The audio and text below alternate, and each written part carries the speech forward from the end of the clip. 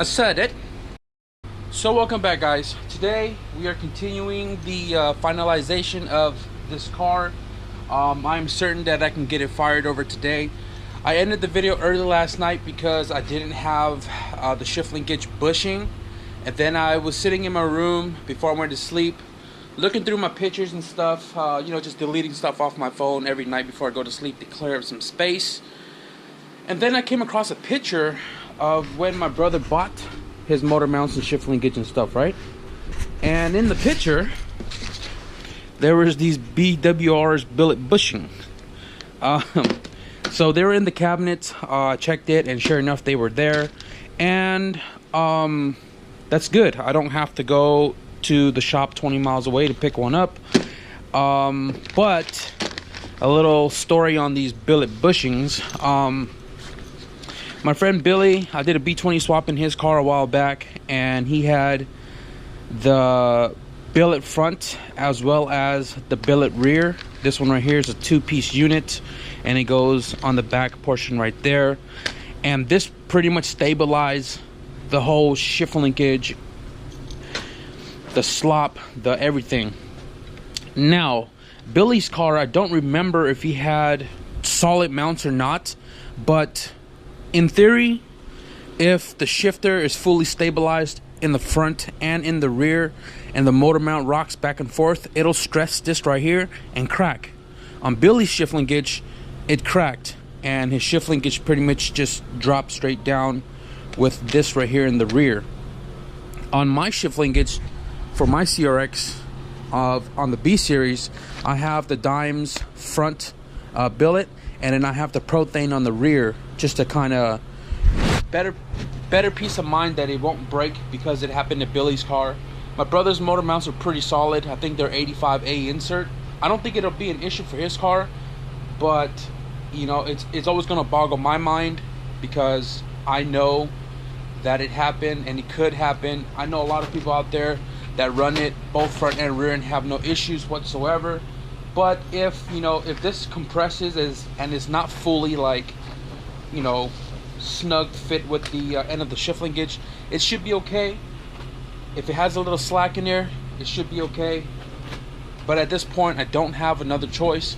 The bushing right here is pretty worn out. It's like super soft, but if it came down to it, I can always TIG weld the piece back on, run the Prothane rear, and call it a day. But yeah, so right now I gotta go pick up oil. I am going to get some radiator hoses, because if you guys seen in the LS VTEC video, I did D series hoses on a B series engine, and I had to shove the crap out of that hose into the B series side of the coolant housings. But for my brother's car, I'm gonna go get the DAs and button up the cooling system, so that way we can get it ready to fill oil, just so I can change the filter while the engine is in the air. And yeah, shift linkage goes on, car goes back in the ground. Spent a little bit of time in the garage to do the multi-point harness. I also got to go pick up electrical tape because I ran out, and then we'll go from there.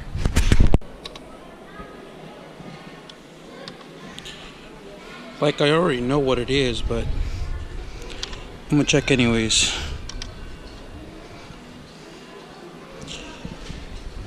$55.93, or the cheapest one.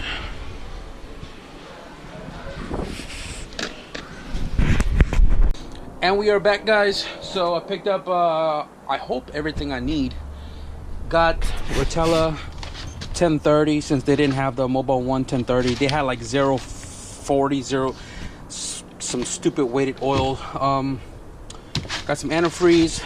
Must add water, because you get twice the size with a couple dollars more. Got some more brake cleaner because Walmart's cheap. Got an extra quart because that's only 3.9. Got some duck electrical tape. I got my radiator hoses. This looks like it's for a single cam, but in the system for the 1.6 B16 VTEC 2000. this is the part numbers that came up, so hopefully it'll work. He gave me the wrong one. I told him, I said that's not the bend I was looking for. It was like an S shape or something like that, but he got me the right one. And I've had this issue for years. I'm not sure if anybody else had this issue, but never really bothered me. Oh shit, where'd he go? What? Oh, for sure my brother definitely opened this hood, because I had a micro polish rag right there, because this corner with the Hasper mounts makes the engine sit higher, and it hits right here somewhere. On my other car, these also hit the valve cover and scratch into my valve cover before. These right here hits the valve cover right here and messed up my last valve cover, and I had to kind of smack it in.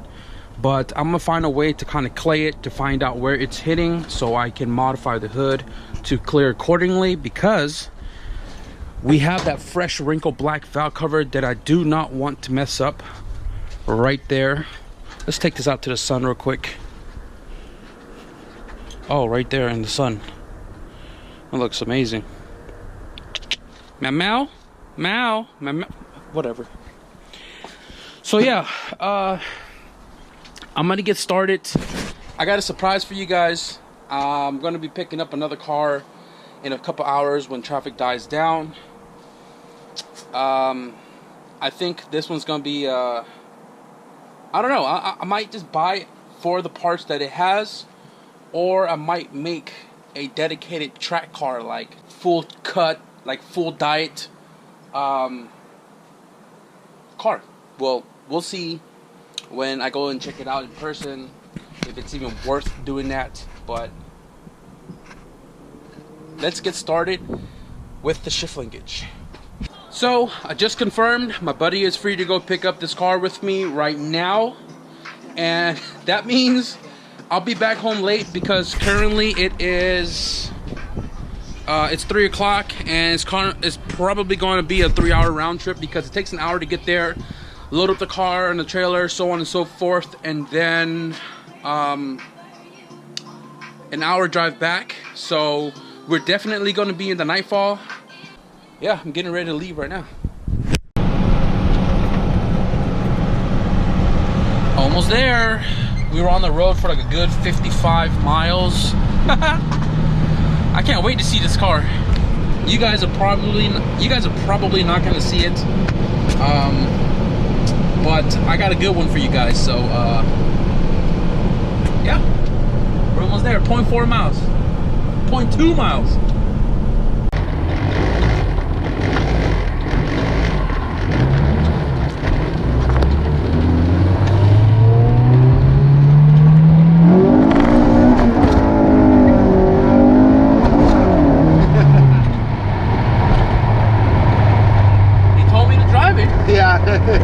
So I drove it. Boom! That shit was scary, dude. That shit was fucking fighting me. This feels so weird, sitting in this tow truck where my foot is like right there in the glass. It's a little short. What's that? But that's all I'm going to give you guys. Yeah. Right there. Oh, you can't even see it. Yep, you guys are in for a surprise. Back home we go. Yeah. So here's the wagon all covered up, and the mystery car is right here.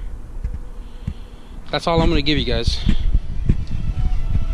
So now we are going to continue where we left off.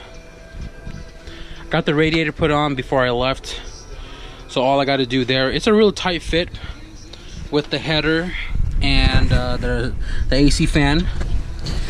I had this issue also in my wagon back in the days with the B20 VTEC and AC.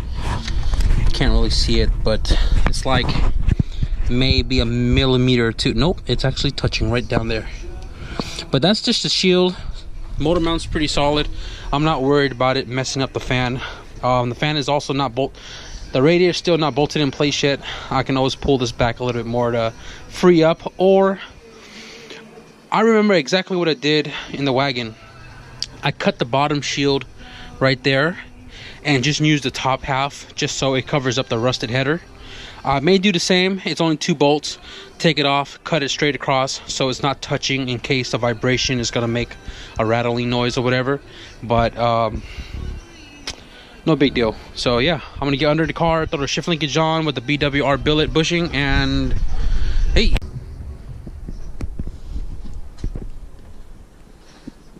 All the radiator hoses installed.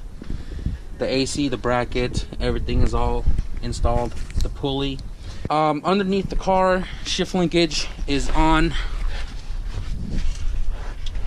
The billet bushings are a pain in my ass, but shift linkage, billet bushing, front and rear is installed.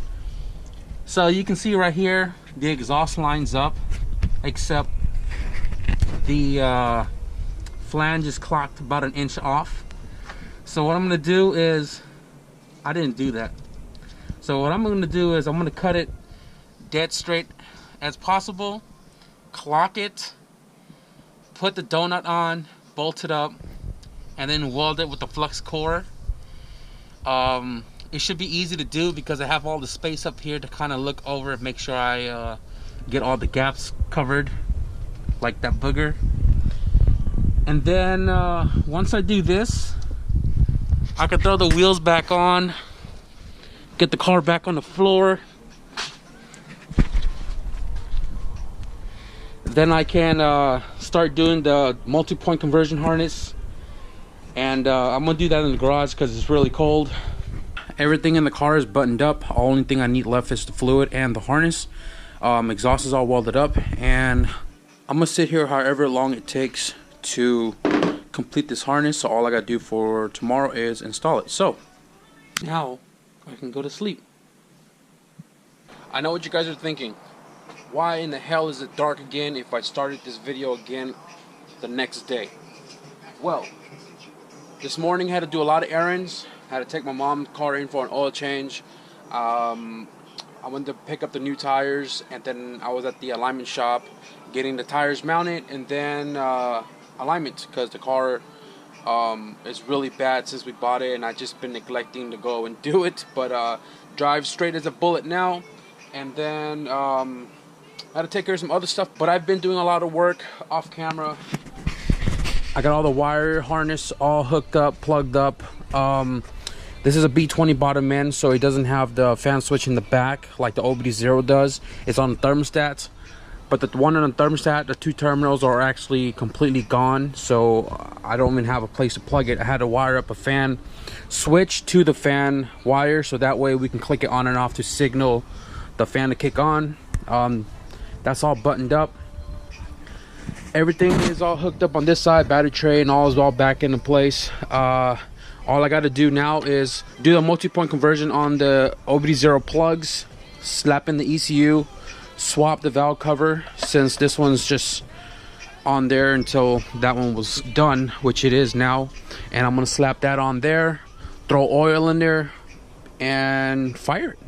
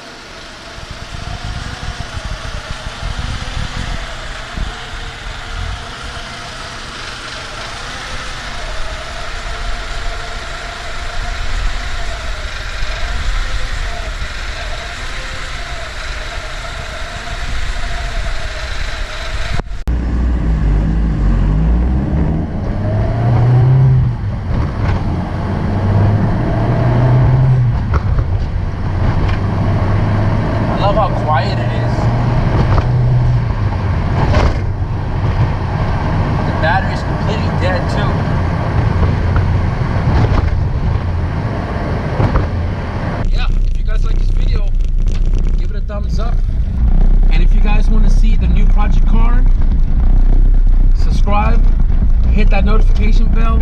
Make sure you guys are getting up